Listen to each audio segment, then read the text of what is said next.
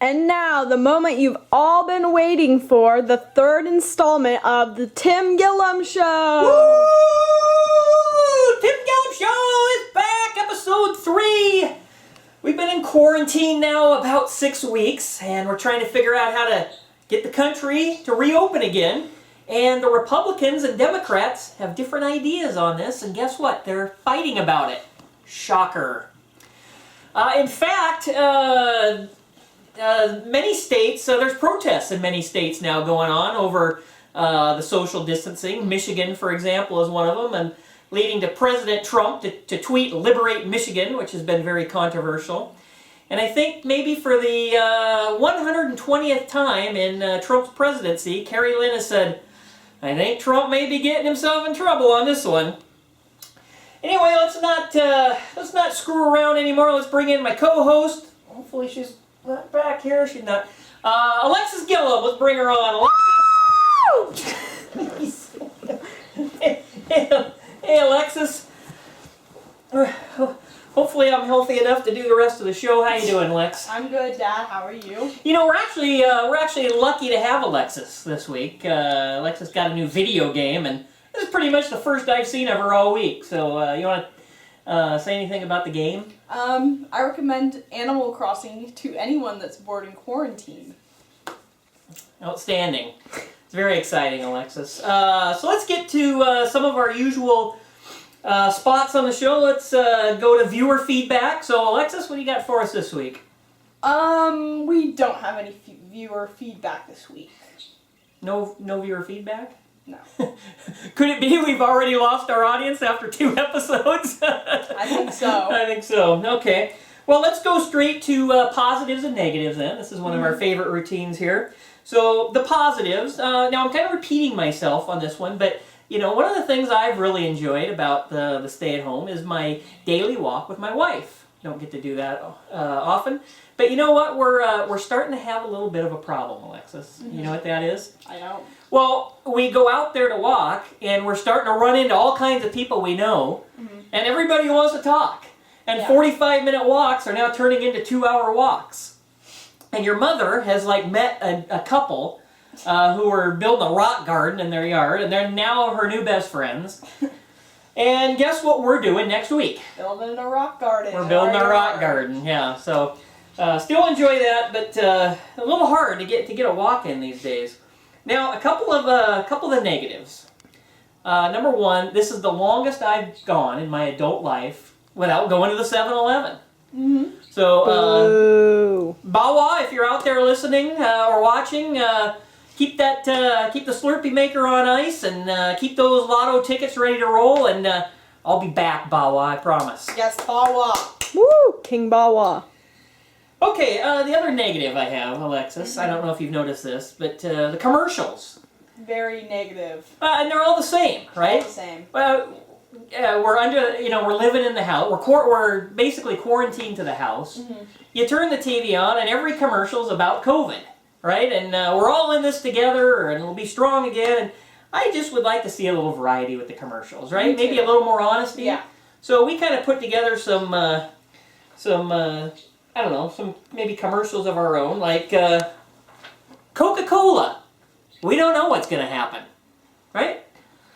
Or Very truthful. Yeah, or how about Tylenol? It could go either way. Or what about Gillette? Good luck, suckers. Yeah, excellent. So I think they're just a little more, a little more honesty with those commercials, right? By the way, where's your brother this week? He was on the show last week. I don't know. You don't know? I don't know. Should we call him? Yeah. Let's give him a buzz. Let's see if we can get this on speaker here. Maybe we'll go a little closer to the. These days. Call Nathan here. Get it on speaker. Is it on speaker? Let's see. What? Hey Nathan, how you doing? Bad. Nathan, we're filming the Tim Gillam Show, and was wondering if you wanted to be on the show this week. No. You don't want to be on at all? No. Did you have anything you want to... He just hung up on me. Okay, that was Nathan.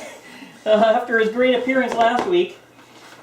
What do we got next here? We got some news. You want to talk some news here, Alexis? So, America doesn't always make sense. We talked before about how, people are starting to get frustrated with the stay-at-home orders, and they're protesting, right? And the government's coming down and saying, you got to stay at home.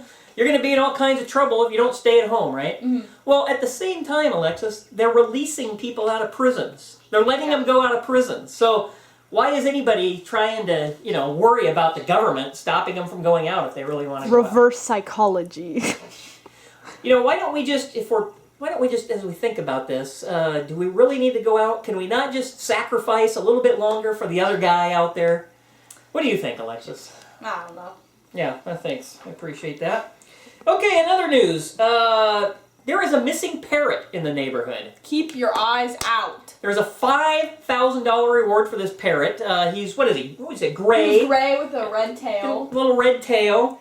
And on my walk the other night, we saw a van pulled up with a woman inside.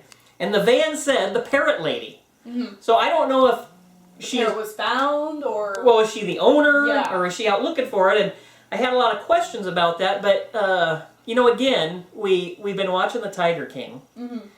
And I'm just a little leery of any woman who's called the parrot lady. Yeah. I think that may be somebody I just want to stay clear of. Stay away from.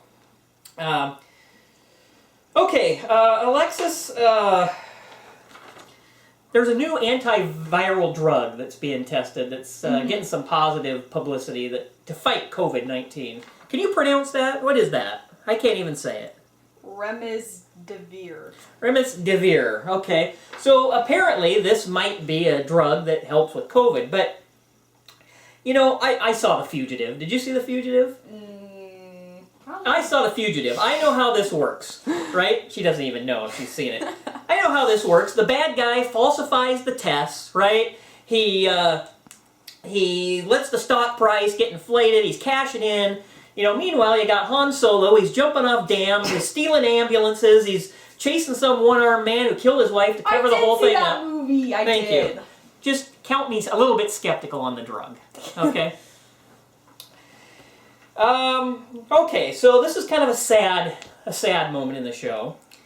We announced last week that Jenna lost her high school graduation because of the COVID, and this has come and struck close to home to the show this week because you, Alexis, had your big soccer tournament, Memorial Day soccer tournament in Colorado, canceled. Yeah. How do you feel about that, Alexis? I'm really disappointed. It was going to be my first travel tournament with my surf team, so it's pretty sad. Wah, wah, wah. Well, I think I've got an answer for you, Alexis. So we're in what's called a post-truth world. And the post-truth world is people acknowledge that truth exists, but they just don't care anymore. Our president, Donald Trump, a little bit loose with the truth, right? So some examples from sports. The University of Washington football team recognized their 1960 football team recently as the national champions. They didn't win the national championship. They just announced that they were the national champions. One that's a little close to home would be the Los Angeles Dodgers. The city government of Los Angeles petitioned Major League Baseball to strip the World Series, the 2017 World Series, from those cheating Houston Astros and award it to the Dodgers. Now, can you really be recognized as the World Series champions if you haven't won it? So I've decided... You're the Dodgers. I've decided that we'll just make up what happened in Colorado. Okay. So your team won the championship. Woo! You were the MVP. Yeah.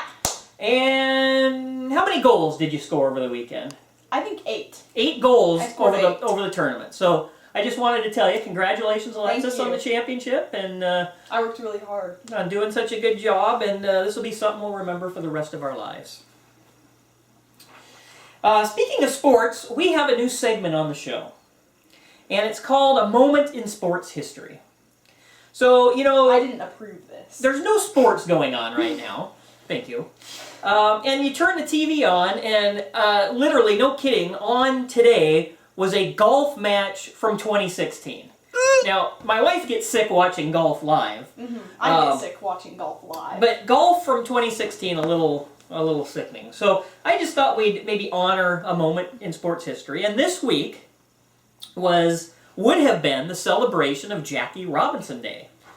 Jackie Robinson debuted 73 years ago on April 15th for the Los Angeles Dodgers, broke the racial barrier in baseball, and is really one of my heroes. You know, Jackie Robinson faced suffering, he faced terrible injustices, all to do what he should have been doing anyway, which is to play professional sports. And, you know, I was thinking about this, Alexis. So Jackie Robinson suffered and faced injustice for the sins, the racial prejudice sins of others. He bore that on himself.